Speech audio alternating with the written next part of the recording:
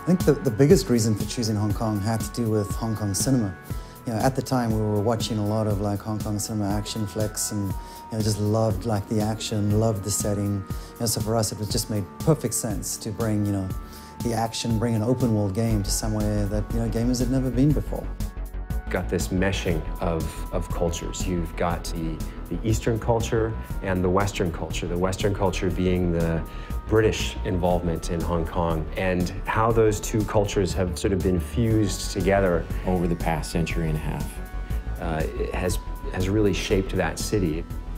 You have the crazy extremes and the crazy characters just there for your enjoyment. Watching movies, we all love watching action movies, but that wasn't enough. And reading books, and there are lots of them about the cops' relationship with the triads, that wasn't enough. We wanted to go there and experience it and understand not just what it meant to be there, but the elements that they could bring back. For the first time, we experienced the city through the viewfinder of our cameras, so we were just taking photos non-stop. There are parts of the city where it felt like you were just walking in a canyon of signage, you know what I mean? And then from there, the following day, you go to a different part of the city where it feels vast and open and modern. And you're seeing a building that's over 100 stories tall, and next to it, there's a tiny little temple. You see guys hanging out on a street corner who look like they were in a street fight, and they were triad guys who actually were in a street fight. The key for us about the triads and about Hong Kong was just how interwoven like the triads are into society there. It's not like there's a bad guy that you can point to the whole time. They're part of the fabric. We were really lucky to be able to talk to people on both sides, the police and the triads. We talked to a member of very high up, and I guess you'd call it the Hong Kong Secret Service. He was fascinating to talk to, just in terms of understanding what the threats were in Hong Kong. We talked to a couple of members of the triads as well, who took our writer into some very interesting places. He never felt at risk, but he learned some interesting things.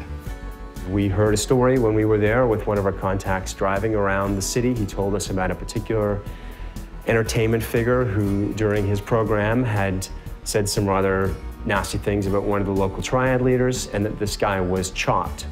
Chopped being the term of being attacked by a triad but left alive. No sooner had he told us the story than we drove around a corner and he said, well, there he is. And sure enough, there was this guy walking down the street who we passed, who was years after the attack, but very visibly limping and very visibly maimed.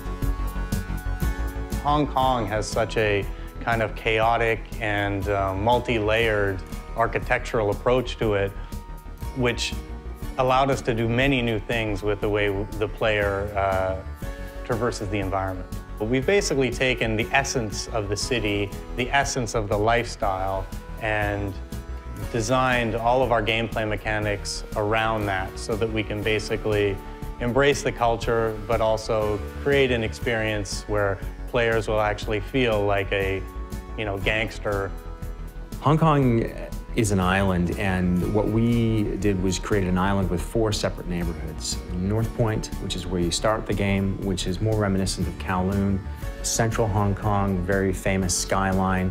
Kennedy Town, built on the side of one of the hills in Hong Kong, more of an affluent neighborhood. And then Aberdeen Harbor, around the back of the island. The traffic is on the left-hand side of the street. We decided, for the sake of authenticity, that we were going to go with that. We wanted to capture a bit of everything, because really what's unique about Hong Kong is its diversity, and we wanted to capture that diversity. And small things like the tiny alleyways, the cluttered alleyways that feel dingy, foreign, and threatening in some ways. Layers of signage and pipes and wires and hanging laundry. It's a bit overwhelming in the beginning, but then you start slowly getting adjusted to what you're seeing. If you want to spend time just roaming around the island, enjoying the races and the mini games and the events and favors and shopping and all that kind of stuff, then that's entirely there for you to do.